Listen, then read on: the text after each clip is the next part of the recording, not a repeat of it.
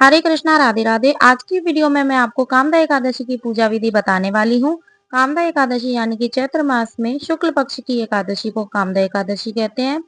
आज की वीडियो में मैं आपके साथ शेयर करूंगी कि कामदा एकादशी कब है, व्रत कब करना है, कामदा एकादशी पर हमें भोग किस चीज का लगाना है। इस वीडियो में मैं आपको समस्त जानकारी देखने को मिलेगी, तो वीडियो अंत तक जरूर देखें। तो देखिए, कामदा एकादशी जो होती है वो सबसे बड़े व्रतों में से एक व्रत माना जाता है। यानी कि एकादशी का व्रत करने से या सिर्फ पूजन करने से अनजाने अनचाहे पापों से भी हमें छुटकारा मिल जाता है। तो देखिए, ये हमने जो है पूजा विधि आपको जो बता रहे हैं, आप चाहें तो चौकी पर कर सकते हैं, चौकी लगाकर, या फिर आप अपने मंदिर में कर सकते हैं। तो हम यहाँ पर चौकी लगाकर आपको पूजा विधि बता रहे हैं, जिससे कि आपको अच्छे से समझ आए। तो हमने यहाँ पर पीले रंग का वस्त्र बिछा लिया है। फिर उसके ऊपर हम विष्णु भगवान जी की फोटो, प्रतिमा जो भी आपके पास है, फूलों का आसन देते हुए आप उसे विराजमान कर लेंगे। और फिर हम गणेश जी को विराजमान करेंगे फूलों का आसन देते हुए। अगर आप लड्डू गोपाल जी की पूजा सेवा करते हैं तो आप उन्हें भी फूलों का आसन देते हुए विराजमान कर लीजिए। तो लड्डू गोपाल जी भी श्री हरि विष्णु जी का ही बाल स्वरूप होते हैं। अगर आप उनकी सेवा करते हैं, आपके घर में लड्डू गोपाल हैं, तो आप उन्हें जरूर विराजमान कीजिए। तो ये कलावा हमने ले लिया है। अब हम वस्त्र स्वरूपी कलावा सभी को समर्पित करेंगे।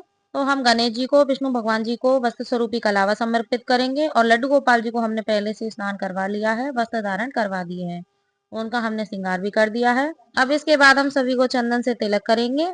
तो देखिए, एकादशी वाले दिन आप शंख में पंचामृत भरकर जो है लड्डू गोपाल जी को स्नान करवाइएगा।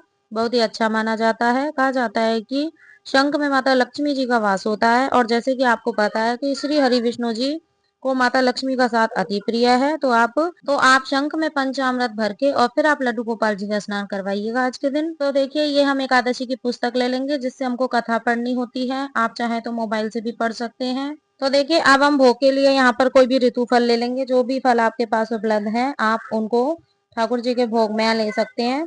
तो लड्डू गोपाल जी को अलग से भोग समर्पित करेंगे, विष्णु भगवान जी को क्योंकि उनके भोग में तुलसी दल समर्पित किया जाता है। गणेश जी को हम अलग से भोग समर्पित करेंगे, क्योंकि उनके भोग में तुलसी दल समर्पित नहीं किया जाता।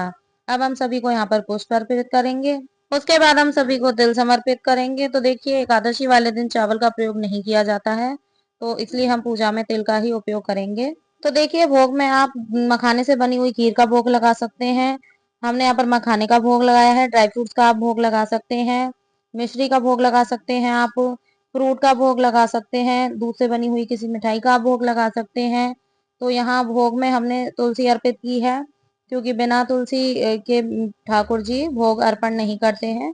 तो सभी भोग में हम तुलसी दल डाल देंगे। एकादशी वाले दिन आप भगवान विष्णु जी को मंजरी जरूर अर्पित करें तुलसी की, और एक दिन पहले ही आपको तुलसी जी तोड़ कर रख लेनी है, क्योंकि एकादशी रविवार की पड़ रही है। इसके बाद हम एक लोटा जल भर कर रख लेंगे। यहाँ हमने लौंग का भोग लगाया है। कहते हैं कि आज के दिन लौंग का भी भोग लगाना चाहिए ठाकुर जी को। और हमने ग्लास में दूध भी ठाकुर जी के लिए भोग लगाया है। इसके बाद यथासंभव दक्षिणा आपको समर्पित करनी है। तो ये इन पैसों से हम बाद में लड्डू गोपाल जी के लिए कोई भी सामान ले सकते हैं, या हम पंडित जी को दान में दे सकते हैं। इसके बाद हम सभी को धूप दिखाएंगे। नवरात्रि के बाद यह एकादशी आती है। तो चैत्र का महीना है, माता रानी के बाद हम विष्णु भगवान जी का पूजन कर रहे हैं। तो यहाँ पर हमने फूलों वाली लौंग का जो भोग लगाया है, बाद में हम इसको चाय वगैरह में इस्तेमाल कर सकते हैं। अब हम दीपक प्रज्वलित कर लेंगे, व हाथ में तिल व फूल रखकर हम एकादशी की कथा सुनेंगे। तो देखिए, कथा आप पुस्तक से पढ़ सकते हैं, या फिर आप मोबाइल से सुन सकते हैं।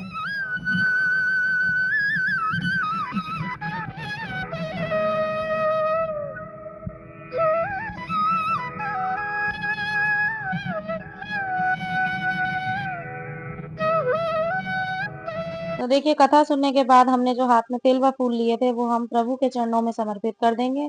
उसके बाद हमको आरती करनी है। तो आरती आप जो आपने दीप प्रज्वलित किया, आप उसी से कर सकते हैं, या फिर आप अलग से कपूर की आरती भी आप कर सकते हैं। तो देखिए, सबसे पहले हम गणेश जी की आरती करेंगे, फिर उसके बाद हम लड्डू गोपाल जी, भगवान विष्णु जी की आरती करेंगे।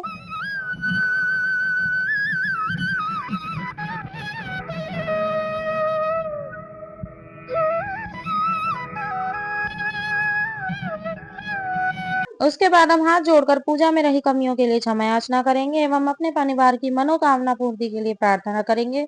तो इस प्रकार से हमारी कामदा एकादशी की पूजा संपन्न हो जाएगी। अगर आप चौकी लगाकर जो है पूजा कर रहे हैं तो चौकी आपको अगले दिन सुबह उठानी है, शाम को आपको दीपक जलाना है और आरती करनी है। और ये जो जल का लोटा है इससे आपको सूर्य भगवान को अर्घ देना है।